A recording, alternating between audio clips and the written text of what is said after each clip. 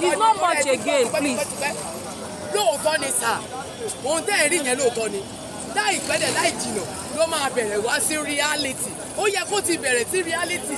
Bọ̀ nítorí pé àwọn bàbá tẹ́ ẹ sọ yìí náà tẹ́ ẹ sọ pé wọ́n ń sọ pé ìgbèríko kan Fúlàní ti ṣe kíní kan. Àwọn gangan ní kò hàn tí ìfẹ́ kó wá sí reality. No, excuse me, point of correction again. Ṣé ẹni tẹ́ ẹ̀ sọ fún ló fẹ́ wá dúró dè yín? Ẹ máa gbọ́ o. Ẹ láwọn mò ń sọ fún yín pé ó yẹ kí ẹ kọ́kọ́ wá kábẹ̀ látọ̀dọ̀ àwọn ọba. Ọba ló mọ local government. Ẹ lọ síbi kankan sọ pé Yorùbá. Ẹ rántí ọmọ Yorùbá tó dìde ńgbà náà lọ Yorùbá náà waste yẹn. Báyà ń pè pé Sunday Igboho máa bọ̀. Ǹjẹ́ pé méjì táwọn lọ́balọ́ba tó lọ ṣe kí ni ìbolówẹ̀tì? Wọ́n lọ sọ pé kọ́ pé àwọn Àgbẹ̀kọ̀yà kan kó gba àwọn èèyàn kan wá kẹjẹ ká dòkó ká sọ ìbò ní Yorùbá. Ẹ wò bọ́n ṣe ń pa abẹ nípa àlejò dẹ̀ ni wọ́n eléyìí tá à ń ṣe kọ́ làkọ́kọ́ bẹ̀rẹ̀ pé ká kọ́kọ́ jáde àwọn àlejò tó fẹ́ sọ wá dẹrú ìka kọ́kọ́ lé wọn dàgbà láti fọ̀ tí Yorùbá àlejò tó bá rí ọmọ ọjà bọ́n ṣe máa ń ṣe nìyẹn. àǹfààní bẹ́ẹ̀ ẹ mọ̀ jẹ́ àtọ̀ àwọn ẹ̀jẹ̀ kájọ wọn jẹ́ kájọ. That is it. Ẹ ṣeun bàbá wa ẹ jọ̀ọ́ kí ẹ tó máa lọ. Inú mi dùn fún ìbéèrè tí ẹ béèrè. Ṣé rí ohun tó ṣẹlẹ̀ ní pé gẹ́gẹ́ bí ohun tí ẹ sọ láti grassroots láti bẹ̀rẹ̀ iṣẹ́ a sì ti ṣe àwọn ètò tó pọ̀ púpọ̀. Lára àwọn ọba a rí àwọn ọba tí wọ́n wà pẹ̀lú wa ara àwọn ọba tó jẹ́ pé wọ́n dìídì confront wa pé àwọn ṣe ń jẹ nínú Nàìjíríà ká sì dúró ná a ò sì lè dúró kí ẹnìkan ó máa fi ọjọ́ ọ̀la tiwa àti ọjọ́ ọ̀la tirú àwọn ọmọ wa máa fi to ìgbésí ayé tiẹ̀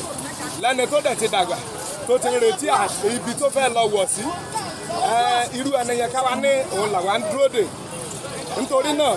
àwọn ètò ti wà tí a ti ṣe kódà ètò ti wà tó ti dé àjọ àgbáyé débi pé àjọ àgbáyé tí wọ́n ti fi ọwọ́ sí ilẹ̀ Yorùbá kó tó di wípé a gba òmìnira tí a kéde òmìnira yẹn ní November 2022 nípasẹ̀ iṣẹ́ tí màmá wa Modupe Onitiri Abiola ṣe láti ìgbà yẹn ni àwọn kan ni wọ́n ń ṣe pé àìná Nàìjíríà ni wọ́n ti ń jẹ lọ́wọ́ ṣùgbọ́n àwa ò sọ pé kí wọ́n má jẹ ṣùgbọ́n ẹnìkan ò ní fi tiwa máa tó ti ọmọ ẹ̀ káwa dúró pé ó dijọ́ tẹnìyẹn bá tó jẹ tiẹ̀ tán ìdí nìyẹn màmá ti ṣe iṣẹ́ yìí níbi tí Ọlọ́run sì ti ràn wọ́n lọ́wọ́ dé ní kété tí Tinubu tí ó wọ ipò ní August last year nígbà tí wọ́n ń ṣe ìpàdé àwọn adarí àjọ àgbáyé wọ́n fún orílẹ̀-èdè kan ní ìjókòó kan níbẹ̀ wọ́n sì fún orílẹ̀-èdè Nàìjíríà wọ́n fún Tinubu ní àga fún orílẹ̀-èdè Nàìjíríà gẹ́gẹ́ bí adarí wọ́n fún ilẹ̀ Yorùbá ní àga fún orílẹ̀-èdè Yorùbá gẹ́gẹ́ bí orílẹ̀-èdè tí adẹ̀yìnà aṣojú lọ bàbá wa Stephen Fálétí dẹ̀ lọ ṣojú ilẹ̀ Yorùbá níbẹ̀ tó túmọ̀ sí pé eléyìí fi wá hàn gẹ́gẹ́ bí orílẹ̀-èdè àti pé tí ẹ bá wo ara àwọn nǹkan tó ṣe àfihàn ilẹ̀ Yorùbá tí a fi ní oore ọ̀fẹ́ láti máa rìn lónìí bí ó ti wù wá tí a lè máa rìn ò ní pé ẹ rí i pé ní ọdún tó kọjá àwọn ọmọ tí ó jẹ́ akọni ilẹ̀ Yorùbá tó ká wọn lára wọ́n lọ sí ìlú Ìbàdàn wọ́n lọ gba rédíò amúlùdùn fún odidi bíi wákàtí kan àbọ̀ àgbọ́ nígbà yẹn gbogbo àwọn tó gbọ́ nígbà tí ìròyìn gbé pé àwọn ọlọ́pàá ilẹ̀ Nàìjíríà lọ arrest wọn torí pé a ti ní kí wọ́n lọ wọn ò gbọ́dọ̀ bá ẹnikẹ́ni jà wọn ò sì bá wọn jà wọ́n dẹ̀ sọ̀rẹ́ndà ara wọn fún àwọn ọlọ́pàá yẹn ṣùgbọ́n nígbà tó ń dé court adájọ́ jẹ́ kó yé wọn pé orílẹ̀-èdè Nàìjíríà ò lè bá wọn ṣe ẹjọ́ kankan torí orí ilẹ̀ wọn ni wọ́n wà tó túmọ̀ sí pé adájọ́ yẹn mọ̀ pé òfin ti fi ìdí orílẹ̀-èdè Yorùbá lọ́nà. Ẹ ṣe àdúpẹ́. Yes sir. One correction. Yes sir. Ohun tí mo fẹ́ kẹ́ mọ̀ ni pé tá a bá sọ pé ẹ bẹ̀ láti grassroots wọ́n á bẹ̀ látọ̀dọ̀ àwọn ọba ló ní local government ò ló ní ìgbèríko ibi tí ogun ti ń jà àwọn aládẹ̀mọ́bí tá à ń lọ àwọn kan ń jẹ lókè wọn kọ́ ọmọ pa wọn sí lóyìnbó wọ́n wá síbí ṣẹ́rí nǹkan tí mo fẹ́ fún ẹ̀yẹ kájọ máa gbàdúrà ẹ padà sí ìdí ìṣẹ̀ṣe kájọ bẹ̀ láti ìdí ìṣẹ̀ṣe that is the. ó dà ẹ ṣeun sà. ìtọ́ wọ́n náà kò rí ibi tí wọ́n ti ṣàgbẹ̀ tí wọ́n ti break ẹ̀ ká máa ṣàgbẹ̀ ibi tí wọ́n bá wà dé wọ́n bá wà débi kí lọ́fíìsì wọ́n á tó ìwé wọ́n á yí ìwé dábì tí wọ́n sọ wọ́n di olè wọ́n sọ wọ́n di olè láti máa yí ìwé. ìwọ̀n wọ́n gba èdè tiwa wọ́n wá sọ wípé èdè tiwa bànákúlà ní èdè tiwa bàbá máa múra sílẹ̀ yàgò ìran. àwọn olóṣèlú òbí kàkà lọ ní ọrùn Ọlọ́run lo àwọn ọ̀tọ̀ọ̀kan ní ìyàwó Modupe Abiola Onitiri Abiola Ọlọ́run lè wọ̀ fún wa láti jẹ́ kó nílé ìdòwò Yorùbá dúró Ọlọ́run dẹ̀ ṣe Ọlọ́run ṣàṣeparí sọ́dọ̀ lọ́dún 2022 ọ̀rọ̀ àwọn tó bá gídígbé ìyàtọ̀ tó bá gbà aládé ní wọ́n fi nílé máa ṣe wọ́n ní káwá máa sọ fún ìrìnàmọ́ aládé wọ́n ní káwá máa sọ fún ìjọba Nàìjíríà gbogbo apáta láti gbà wọ́ nǹkan ìjọba ilẹ̀ Yorùbá pátá ló ti gbà wọ́n gómìnà Yorùbá ti ká dúró gómìnà Yorùbá máa bẹ̀rẹ̀ ìjọba nígbàkúgbà lásìkò sáwà yìí orílẹ̀-èdè Yorùbá máa bẹ̀rẹ̀ ìjọba nígbàkúgbà lásìkò sáwà yìí ẹ jẹ́ ká kọ́ ọ̀rọ̀ láti ní pápá àti wọn orílẹ̀-èdè Yorùbá ti ká bí ọmọ aládé akú oríire ọmọ Yorùbá akú oríire ọmọ aládé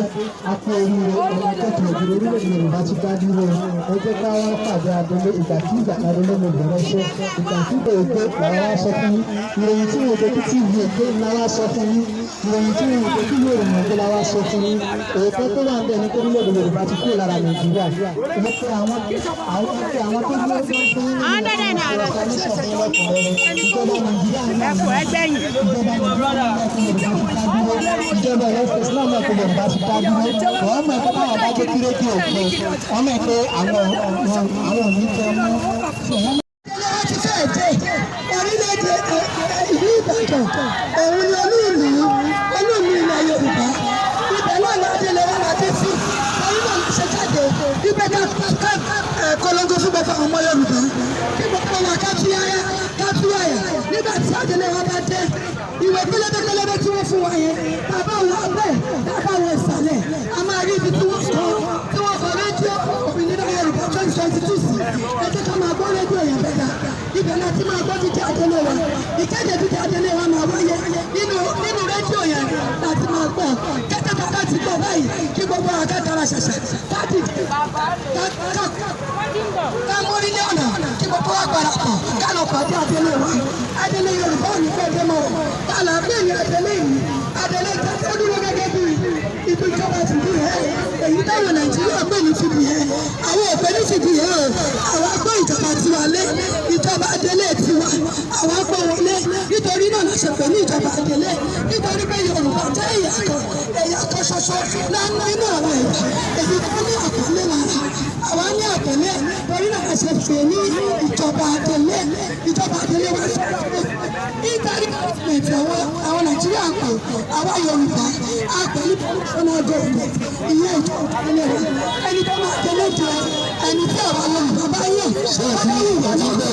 láti wípé kò ṣe àṣàrí wa àwa la máa yẹ ẹni tá a fẹ́ ẹni tá a fẹ́ máa sì wá ni àwọn tó la máa sì wá ẹni tá a sì rí ó ti tó jẹ́. Yorùbá ṣe tán tó bá bẹ̀rẹ̀ ìjọba ara rẹ̀ fúnra rẹ̀ ọmọ Yorùbá àtàtà Yorùbá ti bá lóko ẹrú láti November 2022 Ọlọ́run ti lé màmá wa Chief Mrs. Modupe Onitiri Abiola láti kó ìran Yorùbá kúrò lóko ẹrú ṣùgbọ́n torí pé ìjọba wa ò tí ì bẹ̀rẹ̀ ni ò tí ì jẹ́ ká mọ̀ àwa ní ká fi tó wa létí torí ìjọba Yorùbá bẹ́ bẹ̀rẹ̀ báyìí Yorùbá bẹ́ bẹ̀rẹ̀ ìjọba ara rẹ̀ fúnra rẹ̀ Yorùbá bá bẹ̀rẹ̀ sí ní lo ìjọba ara rẹ̀ fúnra rẹ̀ pẹ̀lú àánú Ọlọ́run Olódùmarè amalgamation ti bẹ̀rẹ̀ amalgamation 1914 amalgamation 1914 ó ti tọ́ báyìí ọmọ Yorùbá bá bẹ̀rẹ̀ sí ní lo adé rẹ̀ ọmọ Yorùbá bá padà sí ipò rẹ̀ gẹ́gẹ́ bí ọmọ aládé ọmọ Yorùbá bá padà sí ipò rẹ̀.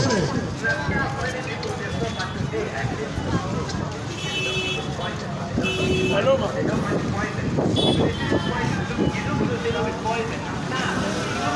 Hello, sir.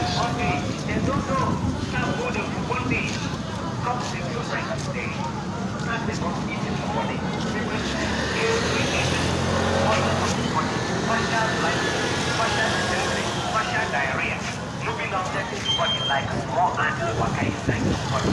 If they cause boil for the target, if they cause man which is the man,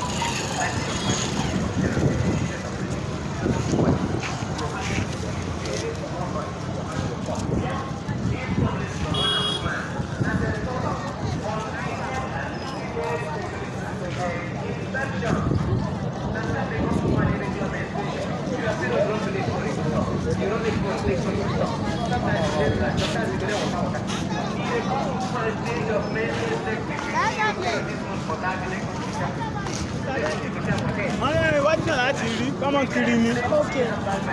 Ẹ ti máa ti bá yín.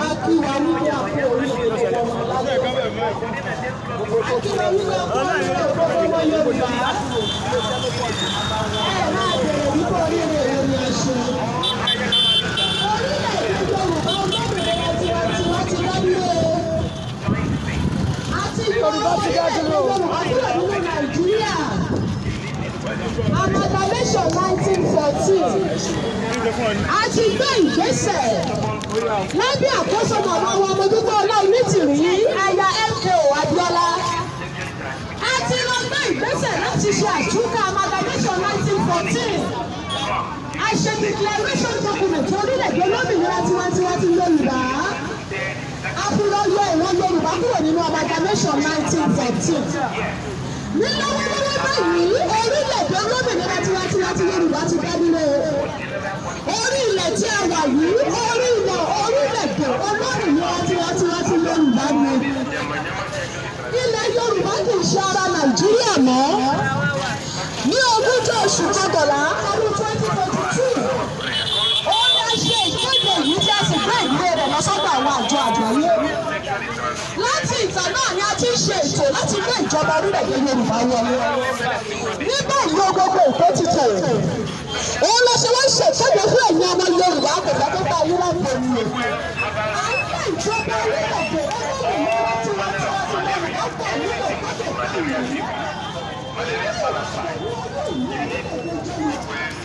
ìdádúró ìjọba láti fẹ́ bẹ̀rẹ̀.